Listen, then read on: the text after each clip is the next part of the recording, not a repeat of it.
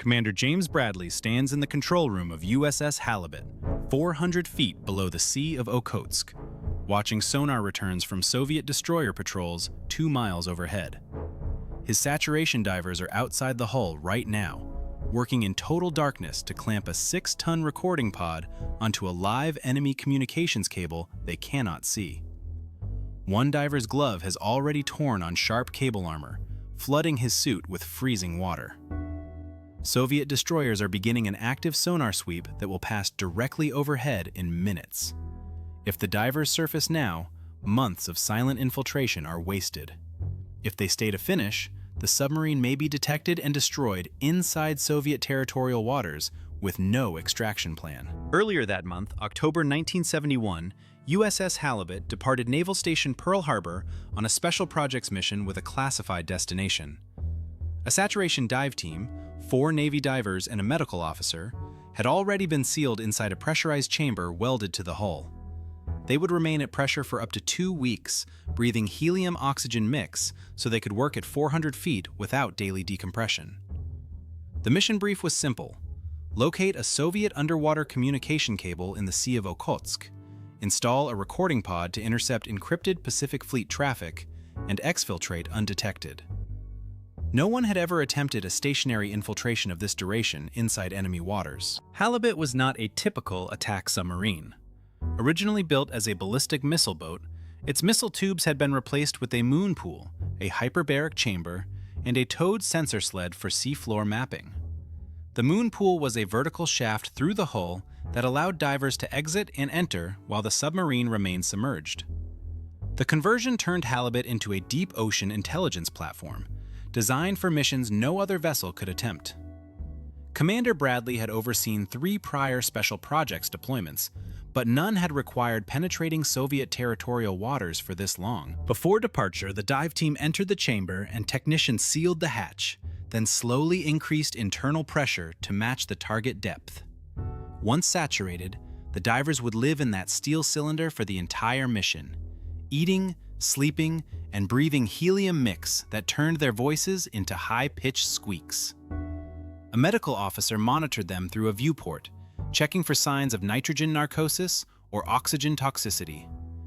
If chamber pressure failed or decompression was rushed, the divers would suffer the bends, nitrogen bubbles forming in blood and joints, crippling or killing them.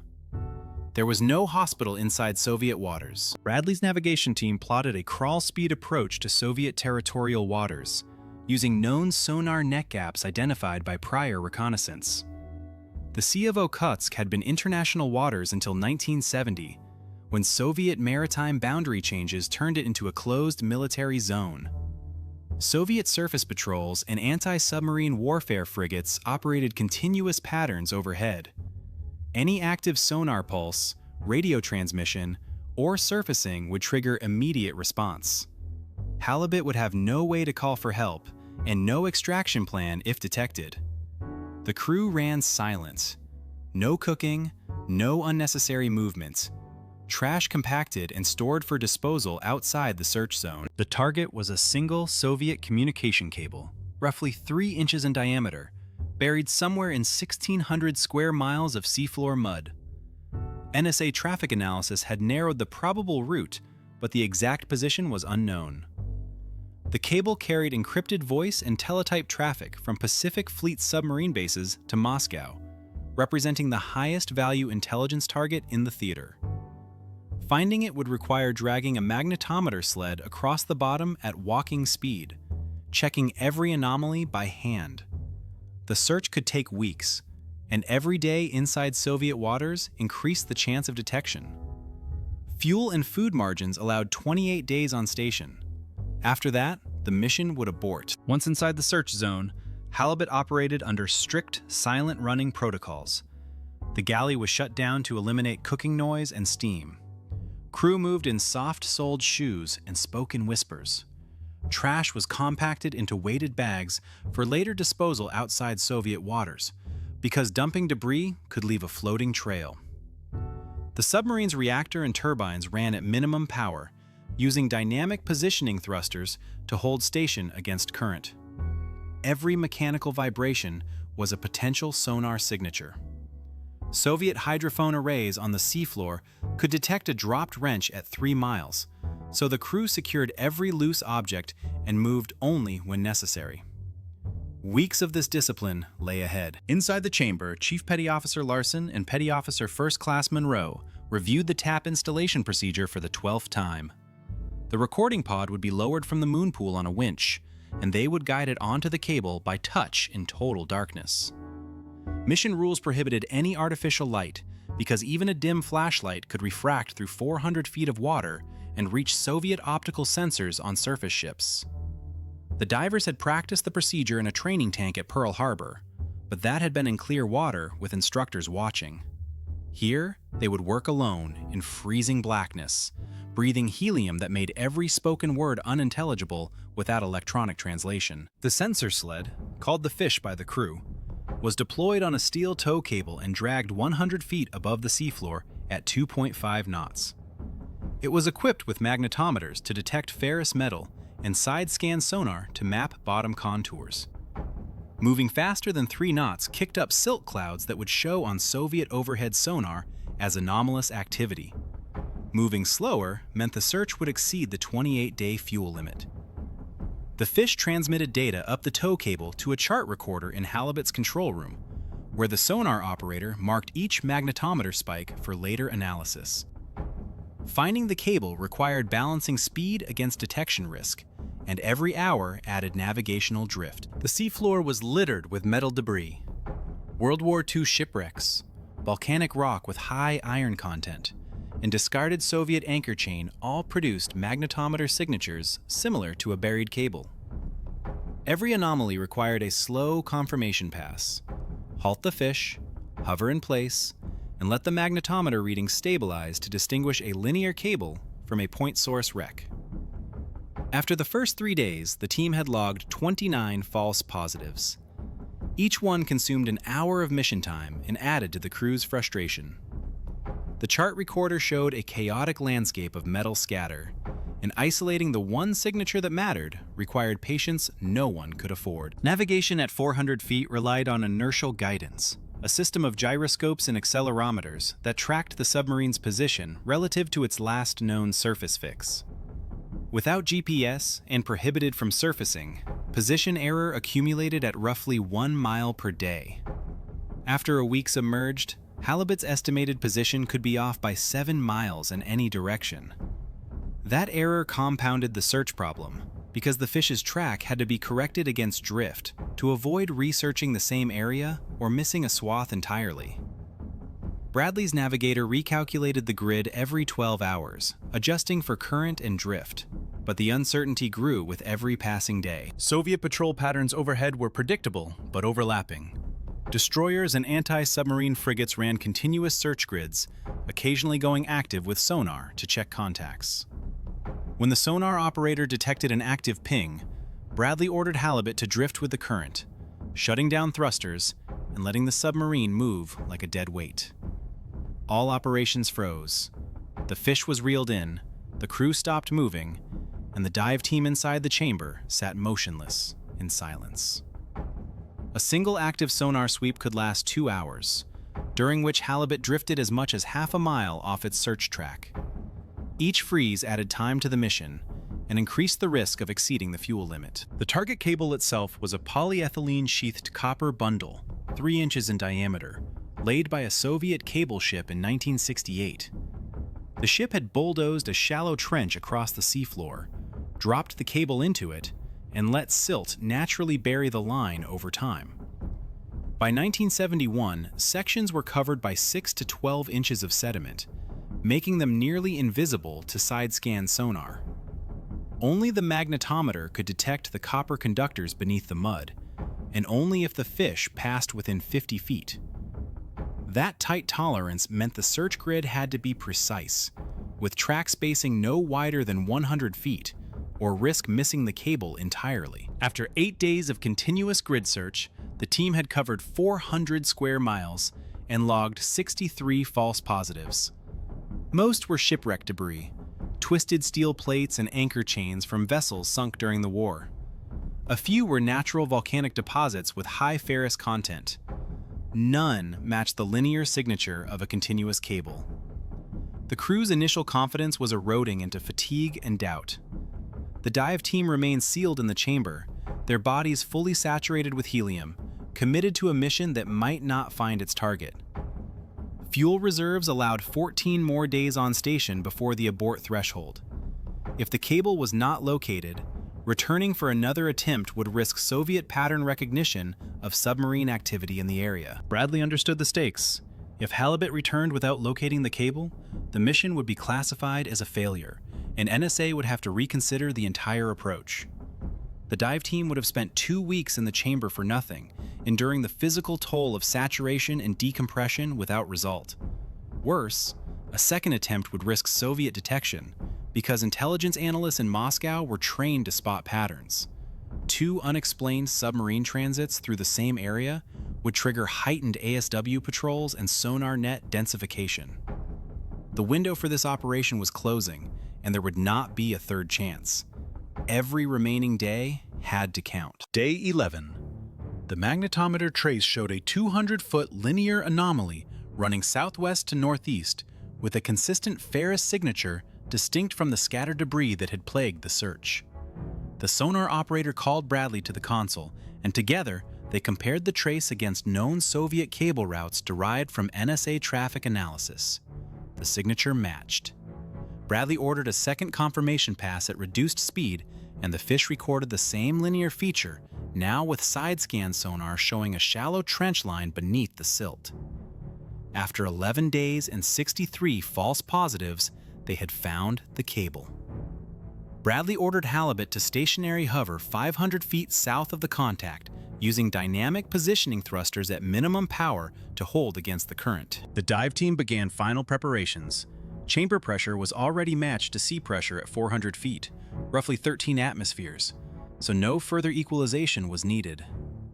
Larson and Monroe checked their neoprene dry suits, sealed the wrist and neck rings, and connected their umbilicals. Air supply, communications, and hot water circulation to keep them warm in 35-degree water. The medical officer ran a final physiological check, listening to their breathing and checking for signs of helium tremors or nitrogen buildup. Their voices over the intercom were high-pitched squeaks, unintelligible without electronic pitch shifting. They were ready. The moon pool hatch was opened, and cold seawater flooded the lower chamber lock, equalizing with the ocean outside. Larson went first, dropping through the moon pool into absolute darkness. At 400 feet, there was no ambient light, and mission rules prohibited any artificial illumination. He felt the cold even through the dry suit as his fins cleared the hull and he hung in open water, tethered by the umbilical. Monroe followed 30 seconds later, descending until their fins touched the silt. Visibility was 0. Larson held his hand 6 inches from his faceplate and saw nothing. They would navigate by dead reckoning and touch, using handheld sonar pingers to measure distance and direction. The umbilicals gave them 200 feet of range from the moon pool. The cable lay somewhere within that radius, and they had to find it by crawling the seafloor in a grid pattern. Larson crawled southwest from the moon pool, sweeping his gloved hands in wide arcs across the silt. Monroe followed 10 feet to his right, maintaining formation by sonar pinger. After 40 minutes, Larson's glove brushed something smooth and cylindrical, slightly elevated above the mud. He traced it left and right. It ran in a straight line, consistent diameter, no breaks. He squeezed the object, firm but slightly flexible, and faintly warm to the touch even through neoprene. That warmth confirmed it was live, carrying electrical current. Larson keyed his comms twice, the signal for cable contact, and held position. Monroe moved to join him, and together they confirmed the find by measuring diameter with a caliper tool. 3.2 inches. Matching the intelligence estimate exactly. Bradley gave the order to deploy the recording pod. The device was lowered from the moon pool on a heavy winch cable. 20 feet long, 6 tons, a steel cylinder packed with reel-to-reel tape decks and inductive coil sensors. The pod descended slowly to avoid kicking up silt or generating noise that could propagate to Soviet hydrophones. Larson and Monroe guided it down by feel, their hands on the winch cable until the bottom of the pod settled onto the seafloor beside the cable. The next step was the hardest: opening the two halves of the clamping mechanism, positioning them around the cable, and sealing the clamp without damaging the line or misaligning the inductive coils inside. The mission clock was now critical. The sonar operator reported Soviet destroyer Boyavoy beginning a patrol sweep 1.8 miles northeast, heading southwest on a track that would bring it directly overhead in roughly 90 minutes. If Boyavoy went active with sonar while the divers were outside, the return echo from the pod in Halibut's hull would pinpoint their position inside Soviet territorial waters. Mission doctrine required the divers to be back inside the chamber and the submarine moving before the destroyer reached 0.5-mile range.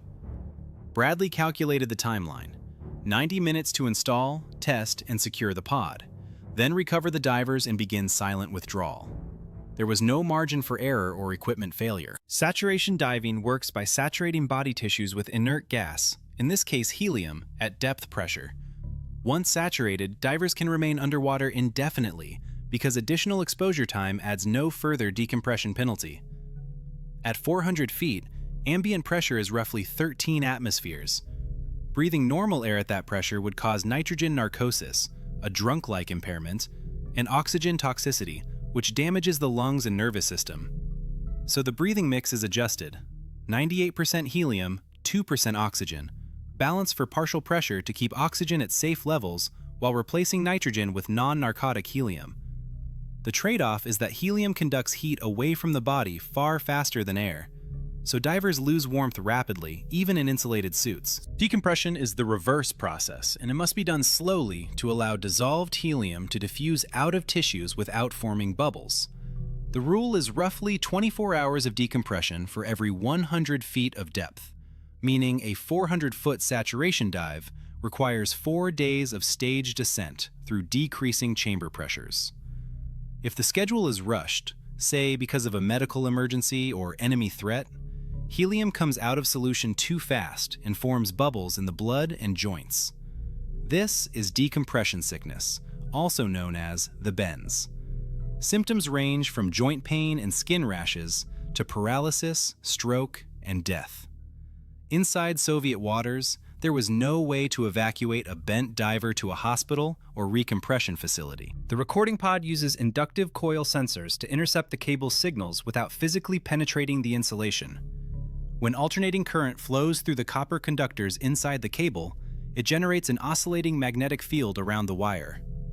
The coil sensors detect those oscillations and convert them back into electrical signals that mirror the original transmission. This allows passive interception: no splice, no cut, no physical alteration that Soviet maintenance crews would detect during routine line tests. The cable carried encrypted voice and teletype traffic from Pacific Fleet submarine bases to Moscow. Even encrypted, the traffic volume and timing patterns provided operational intelligence: ship movements, alert status changes, and command staff communications that NSA analysts could use to track Soviet naval posture. The pod splits into two half cylinders, hinged on one side and secured by hydraulic rams on the other. To install it, the divers must align both halves around the cable, seat hinge pins through alignment holes drilled to 0.1-inch tolerance, then pump hydraulic pressure to 3,000 psi to lock the clamp closed. The cable itself is not rigid. It flexes with current and silt settlement. Applying clamp pressure unevenly can kink the conductor bundle inside the polyethylene sheath, causing signal attenuation that Soviet technicians would notice during line checks. So the divers must work by touch to ensure even pressure distribution, threading pins and adjusting hydraulic flow without visual confirmation, all while wearing thick neoprene gloves in near-freezing water that reduces finger dexterity. Larson held the lower pod half in position against the current, while Monroe maneuvered the upper half into alignment. They communicated by tugs on the tether and by tapping each other's shoulders because helium-distorted voices were nearly useless for real-time coordination. Monroe's gloves were already numb from the cold, and he had to pause every few minutes to flex his fingers inside the neoprene to restore circulation. The hinge pins were steel rods 8 inches long and half an inch in diameter. Monroe had to thread each pin through holes he could not see, aligning by feel alone while current pushed the pod halves out of position. It took 22 minutes to seat the first pin. The second went faster, 11 minutes, but Monroe could feel his dexterity fading as the cold sapped strength from his hands. With both hinge pins seated, Monroe moved to the hydraulic pump, a hand-operated lever mounted on the pod's exterior. The pump would force hydraulic fluid into the rams, driving the clamp halves together until they locked at 3,000 psi. Each pump stroke increased pressure by roughly 50 psi, meaning 60 strokes to reach full lock. Monroe gripped the lever and began a steady rhythm. Pull, release. Pull, release. Larson monitored the pressure gauge by touch, a dial with raised tick marks every 500 psi. The gauge climbed. 500, 1,000, 1,500. At 1,800 psi, the pump resistance increased sharply, requiring Monroe to brace his fins against the seafloor and pull with both hands. The gauge continued climbing. 2,000, 2,200, 2,400. Then, the lever jammed solid. Back inside the submarine, the medical officer watched the dive through the chamber viewport and monitored the diver's vital signs via telemetry. Heart rates were elevated but stable. Helium tremors, involuntary muscle twitches caused by helium's effect on the nervous system, were within normal limits. The officer's job was to watch for early signs of trouble: slurred speech indicating oxygen toxicity, confusion suggesting carbon dioxide buildup in the breathing loop, or sudden pain indicating barotrauma or early decompression sickness. The divers had been at pressure for 12 days now, living in a steel tube 8 feet in diameter, eating prepackaged meals, sleeping in shifts, and breathing a gas mixture that made normal conversation impossible. After this dive, they would face 11 more days of decompression before returning to surface pressure. 60 minutes into the installation, Monroe's left glove snagged on a sharp steel armor strand protruding from the cable sheath. The neoprene tore open along the seam, and 35-degree seawater flooded his glove, numbing his hand in seconds. He felt the icy shock travel up his forearm and signaled Larson with 2 tugs on the tether, injury protocol. Pulling out now meant aborting the clamp, leaving the pod half-seated and unrecoverable. If they abandoned it, the 6-ton device would remain on the seafloor as evidence of U.S. intrusion, and the entire mission would be compromised. Monroe decided to continue. He flexed his numbed fingers inside the flooded glove and signaled Larson to proceed with the hydraulic pump. Topside, the sonar operator reported active sonar pings from Soviet destroyer Boyevoy, now 1.8 miles northeast and beginning a standard search pattern. The destroyer was pinging every 20 seconds, sweeping its active sonar beam across the seafloor.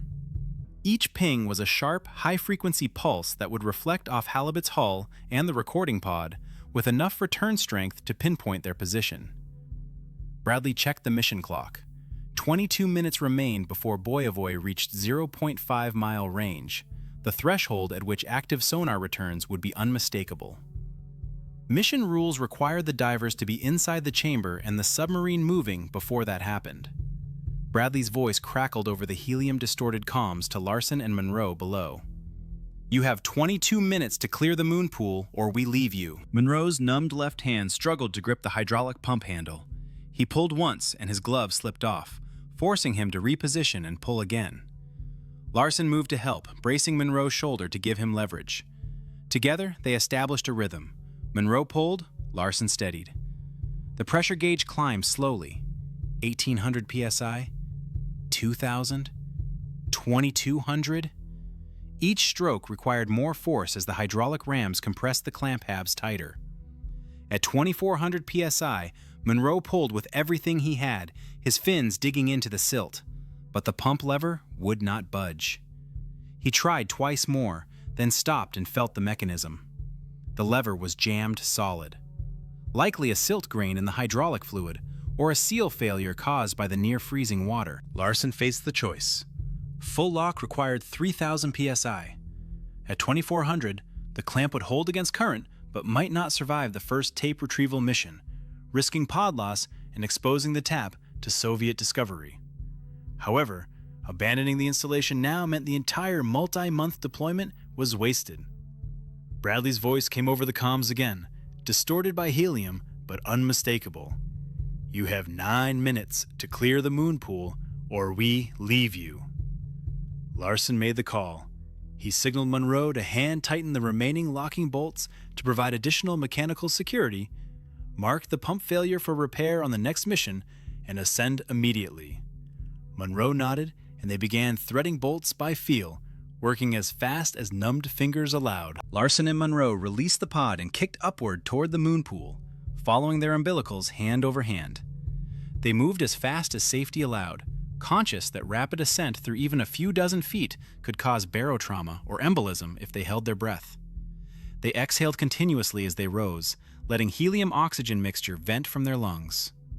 At the moon pool entrance, Larson went first, pulling himself through the vertical shaft and into the chamber lock. Monroe followed 10 seconds behind. Chamber technicians sealed the lower hatch and began equalization. The divers were inside. Bradley checked the mission clock. 8 minutes had elapsed. 1 minute remained before Boyevoy crossed the 0.5-mile detection threshold. Bradley ordered emergency blow. High-pressure air roared into the ballast tanks, and Halibut rose 200 feet in 40 seconds, clearing the seafloor and the destroyer's active sonar beam. Boyevoy passed overhead at 0.6 miles, its sonar pinging continuously, but the submarine had moved out of the optimal detection cone. The sonar returns from Halibut's hull blended into the seafloor clutter and the thermal layers above, masking the submarine's signature. Bradley held the new depth for 20 minutes, drifting silently with the current, while Boyevoy completed its sweep and turned northeast. Only when the destroyer was 3 miles distant did Bradley order a slow descent and begin the crawl speed withdrawal from Soviet territorial waters. The recording pod remained on the seafloor, clamped at 2,400 psi, its tape reels waiting to record. The dive team began decompression. They had been at 400-foot pressure for 12 days. Now they faced 11 days of gradual ascent through carefully staged pressure reductions. The medical officer programmed the chamber decompression schedule. 6-hour holds at each 50 psi reduction, with continuous monitoring for joint pain, skin rashes, or neurological symptoms indicating bubble formation. Monroe's left hand was swollen and red from the cold water exposure, but X-rays showed no frostbite or tissue damage. Larson reported mild joint soreness in his right elbow, likely fatigue, not the bends, and the officer noted it for observation. The chamber pressure began its slow descent from 13 atmospheres toward normal. The mission was not over. It had simply entered a different kind of endurance test. Halibut exited Soviet territorial waters 48 hours later and resumed normal operations.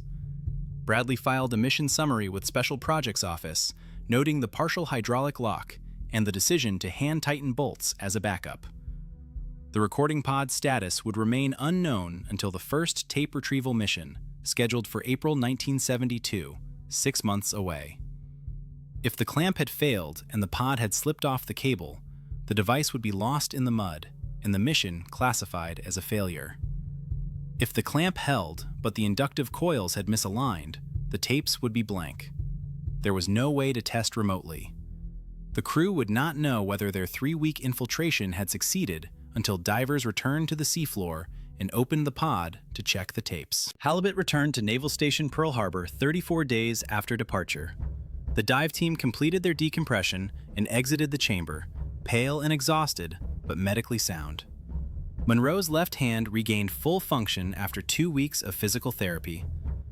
The submarine underwent post-mission maintenance, and the Special Projects Office debriefed Bradley and the crew under strict security protocols. No one outside the program knew where Halibut had been or what the mission had accomplished. The recording pod remained on the seafloor at 400 feet, its tape reels turning silently in the darkness, capturing encrypted Soviet traffic 24 hours a day.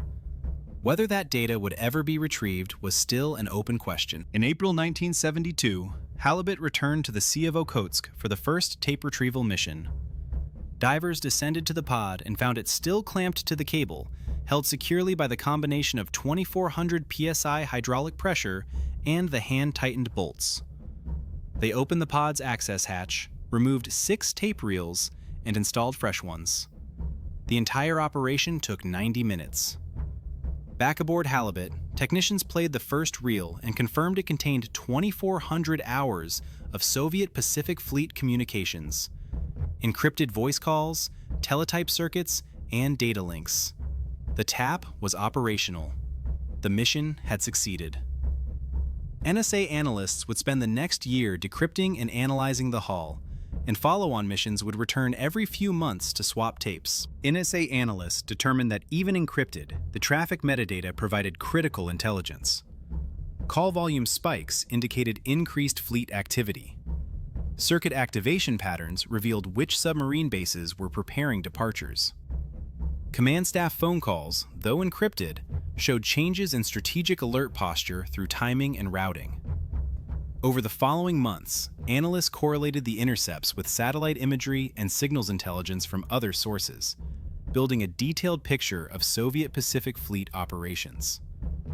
The intelligence shaped U.S. naval strategy in the theater, providing early warning of submarine deployments and missile test preparations.